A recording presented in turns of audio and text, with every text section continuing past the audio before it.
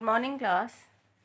I was teaching you fiber to fabric chapter in which I have explained you about fibers and types of fibers. Then I explained about cotton also. Now today we will learn about jute. Okay. Now see, jute it is also a natural fiber. तो jute जो plant है ना, ये different types of soil में grow हो जाता है। ये क्लेई सॉइल से लेकर सैंडी सॉइल तक में जूट प्लांट ग्रो होता है, लेकिन बेस्ट जो ग्रो होता है ना जूट, वो लोमी सॉइल में होता है। फाइन। लोमी सॉइल क्या है? It is a mixture of sand, silt and clay. इसमें सैंड भी होगा, सिल्ट भी होगा और क्ले भी होगा। तो इस मिक्सचर को हम कहते हैं लोमी सॉइल। और जूट जो है सबसे अच्छा जो ग्रो होता है वो लोमी सॉइल में होता है। आपसे पूछा जाता है ये क्वेश्चन कि जूट बेस्ट ग्रो किस टाइप के सॉइल में होता है, so it is loamy soil. उसके बाद जूट प्लांट को ग्रो होने के लिए वो एरिया चाहिए जहाँ पे बारिश बहुत होती है। फाइन। इसको वो रीजन चाहिए जहाँ पे बहुत ज़्यादा बारिश होती है, वहाँ पे जूट प्लांट अच्छे से ग्रो होगा। और जूट फाइबर, जैसे देखो कॉटन में हमने देखा था कि कॉटन फाइबर हम प्लांट के किस पार्ट से लेते थे, तो फ्रूट पार्ट से। सिमिलरली जूट फाइबर जो हम लोग ऑब्टेन करते हैं वो जूट के स्टेम से। जूट प्लांट का स्टेम पार्ट जो होता है उसमें फाइबर होता है। तो आपसे ये पूछा जाएगा कि जूट प्लांट जो जूट फाइबर है वो प्लांट के किस पार्ट से मिलता है, तो ये आपको मिलता है स्टेम से। वहाँ पे कॉटन किससे मिलता था? फ्रूट से मिलता था। ठीक है ना। तो that I have written here, jute fibre is obtain from the stem of jute plant. मैंने यहाँ यही लिखा है। ठीक है। उसके बाद जूट इज़ मेनली अगर इंडिया में हम देखें ना, तो जूट कहाँ ग्रो होता है इंडिया में? जूट वेस्ट बंगाल में बहुत होता है, बिहार में और असम में। यहाँ पे जूट बहुत ज़्यादा ग्रो होता है। अगर हम वर्ल्ड की बात करें तो वर्ल्ड में जो जूट का मेन प्रोड्यूसर है वो है आपका Bangladesh, India, China, Nepal and Thailand. यहाँ पे जूट ग्रो होता है, ये जूट के प्रोड्यूसर हैं। अब जो जूट है, जो जूट फाइबर है, वो हमें जूट के प्लांट से कैसे मिलता है?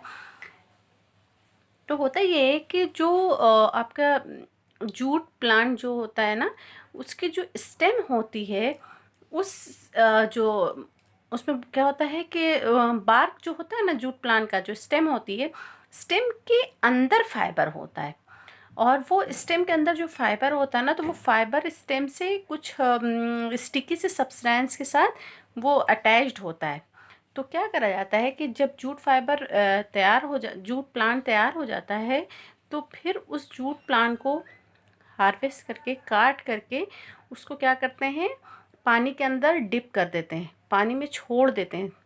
और फिर 1 वीक के लिए इस तरह से उसको लीव कर देते हैं, ताकि वो क्या हो, सारा जो स्टेम है ना वो रॉट कर जाता है, मतलब कि सड़ जाता है। और जो स्टिकी सब्सटेंस है वो वाटर में डिज़ोल्व हो जाता है। तो सिर्फ फिर इस तरह से आपका क्या बच जाता है? फाइबर बच जाता है। ठीक है। तो इस प्रोसेस को हम क्या कहते हैं? रेटिंग कहते हैं। रेटिंग क्या है? The process of rotting the stem to remove the sticky substance and separate the fibres is called retting. Retting क्या है? एक ऐसा प्रोसेस है जिसमें हम क्या करते हैं, जिसमें हम स्टेम को क्या करते हैं, रॉट कराते हैं। रॉट मीन्स सड़ना। और फिर क्या होता है, जो स्टिकी सब्सटेंस है जिससे वो फाइबर अटैच्ड होता है, वो क्या होता है, वाटर में डिज़ोल्व हो जाता है और फिर आपका फाइबर हमें मिल जाता है। इस पूरे प्रोसेस को हम क्या कहते हैं? रेटिंग कहते हैं। फाइन। आपसे ये पूछा जाता है कि गिनिंग और रेटिंग में क्या फ़र्क है? तो गिनिंग में देखो, कॉटन से कॉटन सीड को अलग किया था तो गिनिंग कहा था। यहाँ पे हम क्या कर रहे हैं, जब स्टेम को रॉट कराते हैं ताकि उसके स्टिकी सब्सटेंस क्या हो जाए, रिमूव हो जाए, तो उस प्रोसेस को हम रेटिंग कहते हैं। रॉटिंग से बन गया रेटिंग। ये आप इसको सिमिलरिटी से याद कर सकते हैं, रेटिंग रॉटिंग, तो आपको याद रहेगा। फाइन।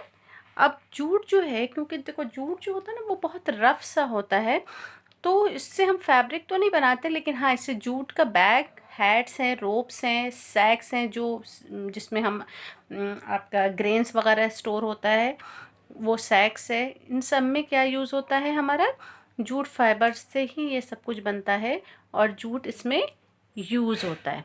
ये आपका जूट फाइबर हो गया। अब हम नेक्स्ट फाइबर देखेंगे। Next is coir. क्वायर क्या है? It is the fibre obtained from the outer covering और हस्क ऑफ द कोकोनट। जो कोकोनट आपने देखा होगा, नारियल का जो outer कवरिंग होता है, वो outer कवरिंग से वो हम लोग, वो क्या है, वो फाइबर है। उसी को क्या करते हैं, हम यूज़ करते हैं, उससे हम रोप्स बनाते हैं, फ्लोर कवरिंग वगैरह, जो आप डोरमैट वगैरह भी इससे बनता है, क्वायर से। नेक्स्ट है आपका silk cotton. Silk cotton, this is a fiber obtained from the silk cotton tree also called kapok। जो सिल्क कॉटन है वो हमें मिलता है किससे, सिल्क कॉटन ट्री से मिलता है, और उस सिल्क कॉटन ट्री को हम क्या कहते हैं, कपॉक भी बोलते हैं। आपसे ये भी पूछा जाता है कि सिल्क कॉटन कहाँ से मिलता है हमें, तो इट इज़ ऑब्टेन फ्रॉम कपॉक। कपॉक से मिलता है, और ये भी किससे मिलता है, उसके फ्रूट से। It is also obtain from fruit of the silk cotton tree. Silk cotton tree का जो फ्रूट पार्ट है, उसी से हमें सिल्क कॉटन फाइबर मिलता है। ये हम यूज़ करते हैं पिलोज़ में, स्टफिंग के लिए यूज़ होता है, स्लीपिंग बैग में, लाइफ जैकेट में, इन सब में इसका यूज़ होता है। आपको ये याद रखना है कौन से पार्ट से ऑब्टेन होता है और इनका क्या यूज़ है। नेक्स्ट है हमारा hemp. Hemp fibres are obtain from the stem of the hemp plant. ये कहाँ से मिलता है हमें, स्टेम से मिलता है। प्लांट के किस पार्ट से ऑब्टेन होता है हेम्प फाइबर, स्टेम से मिलता है, और इनका हम यूज़ करते हैं in the production of ropes, carpet, nets, clothes and paper. इन सब में ये यूज़ होता है। नेक्स्ट है flax. Flax fibres are obtain from the stem of the flax plant. जो फ्लैक्स प्लांट है उसके स्टेम से ये भी मिलता है हमें। ये भी कहाँ से मिलता है, stem of the flax plant. और फ्लैक्स फाइबर ही को हम क्या करते हैं, जो वुवन करते हैं, वीव करते हैं, तो उससे जो फैब्रिक बनता है, that we call it linen. ये इंपॉर्टेंट है, याद होना चाहिए आपको कि लिनेन जो है वो हमें कहाँ से मिलता है, फ्लैक्स से मिलता है। ठीक है, लिनेन फैब्रिक जो बनता है वो किससे बनता है, फ्लैक्स से बनता है। This is important, you must learn it, remember it also. Next है आपका कि जो इसके अलावा लिनन फैब्रिक तो बनता है फ्लैक्स से, उसके अलावा इनका यूज़ होता है रोप्स के प्रोडक्शन में और हाई क्वालिटी पेपर। देखो हेम्प से भी पेपर बनता है, लेकिन फ्लैक्स से भी पेपर बनता है। फ़र्क ये है कि इनकी जो क्वालिटी होती है ना पेपर की, वो फ्लैक्स फाइबर से अगर बनेगा पेपर तो ज़्यादा अच्छी होती है, राइट। तो ये आपका हो गया, जितने भी नेचुरल फाइबर्स थे वो मैंने एक्सप्लेन कर दिया।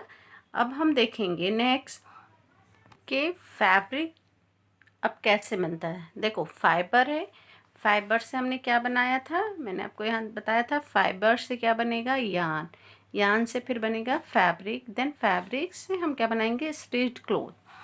तो आपको मैंने सारे फाइबर्स के बारे में बता दिया। अब फाइबर्स से हम अब क्या बनाएंगे, बिकॉज वी नीड क्लोथ्स। तो क्लोथ्स के लिए सबसे पहले हमें फाइबर से क्या बनाना होगा, यान बनाना होगा। आई हैव शोन यू यान ऑल्सो। तो यान हमें पहले बनाना होगा, फिर यान से हम फैब्रिक बनाएंगे। तो that I have to teach here making of fabrics. अब जो फैब्रिक हमें तैयार करना है, वो फैब्रिक ऑफ कोर्स कहाँ से मिलेगा हमें, फाइबर से।